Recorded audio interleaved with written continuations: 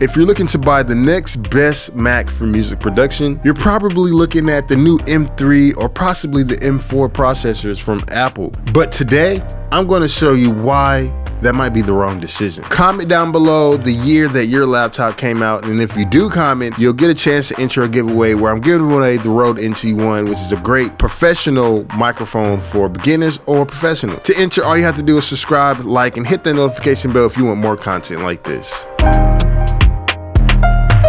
What's poppin', gang? I'm 30 Killer Beats, and if you're thinking about getting the best Mac for music production right now, you might be thinking about looking at the M3 or the M4, which whenever that comes out, but that might not be the greatest decision, and I'm gonna show you why, and I'm gonna break it down into 3 major important things. That's gonna be the design, the battery life, and of course, the performance. With the design, it's basically the exact same as the newest, latest, and greatest laptop. They pretty much haven't changed anything except for the internals. So basically, you're getting the exact same outside or design.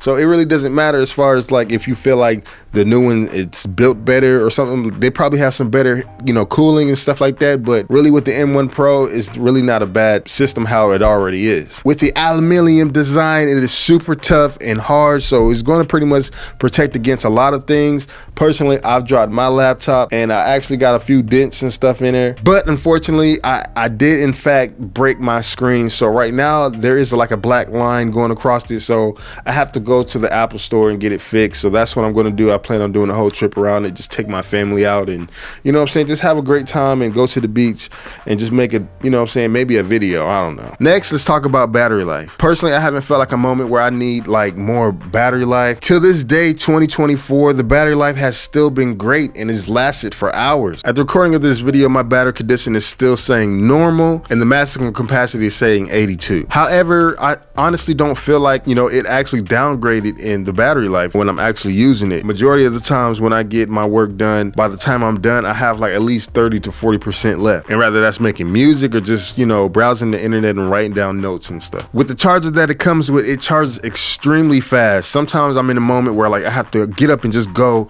and then I just charge it up for a few minutes, and it's literally almost like halfway or 75% more battery than I had before in the past. And the cord that it comes with is extremely long, so I never had a moment where I felt like, dang, this cord is just way too short, like no homo. Next, let's talk about the performance. Right now, with my M1 Pro MacBook, I have the M1 Pro with the 16GB RAM version with at least 1 terabyte of memory. The performance has been extremely great, although I do wish I did have some more memory instead of 1 terabyte. So next time I do upgrade, 1 terabyte for me is just not enough. With editing videos and, it may be just enough for, making music, but honestly, I just feel like there are moments where I do have to delete stuff because I have so many files, and honestly, I probably hadn't had a moment to really just go through my stuff and really delete stuff. But, majority of the times I do is just because I have a lot of videos that I need to delete. And with the performance that I'm getting, I still don't feel like I need to update because, I haven't had moments where it was like, oh, this thing is struggling and it's having issues. Everything loads up fine. Pro Tools loads up super quick. FL Studios loads up quick when I'm not using a template. When I'm using a template, it does have moments where it has to, take its time to upload or open up. It's never like still like I feel like, oh man, this is taking way too long. And with my personal studio, I use hardware for audio, and I never have moments where I feel like if things are out of sync because of the performance of the laptop. Everything syncs up extremely fast, and when I say sync, I mean like running the hardware into the computer and having the computer run out to the speakers, with plugins and doing everything like that. It syncs just fine. MIDI controllers work extremely easy and fast as well. It even works across different multiple applications versus like I've heard with Windows that may be an issue. And one of the main reasons and the biggest point why you might actually want to just look into getting the M1 Pro right now, it is around, I think around $1,200, a really great price right now. Back in the day, a $1,200 computer cannot do what this computer could do. And I've been using this computer for a few years, even with the YouTube channel. For music production, it is perfectly fine.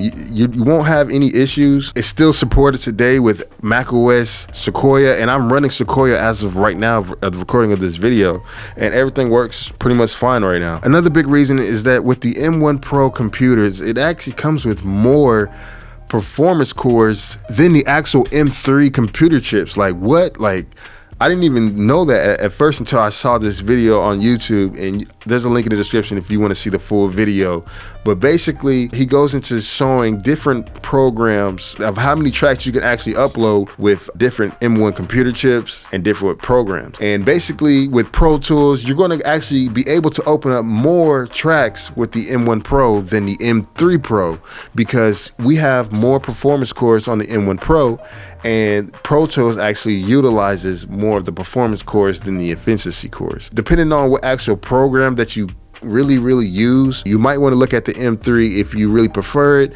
But when you really look at how much performance gains that you actually do get when you over the M1 Pro for music production, is really not a lot. You know what I'm saying? You can add what, 12 or 25 more tracks that you're probably not going to do. Majority of the time on your tracks, you're not uploading at least 100 tracks at a time, unless you need that. You know what I'm saying? Then yeah, go with the latest and greatest. But majority of the time, if you're using Pro Tools, which is the highest professional software, the M1 Pro does better than the M3, the latest greatest, because it has more performance cores. So don't think that if you get the M1 Pro, you're like out of date, you're out of touch, and you know what I'm saying? Like with music production, you don't really need that much performance that you would think. So hey man, if you really want a Mac and you want to, you know, get a better performance and you're on some other shit, I just seen the road. At the end of the day, if you really want to just get something for music production, just go with the M1 Pro.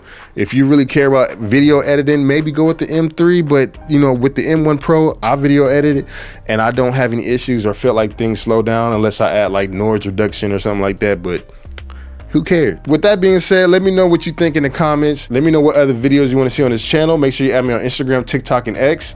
You guys stay safe. Peace.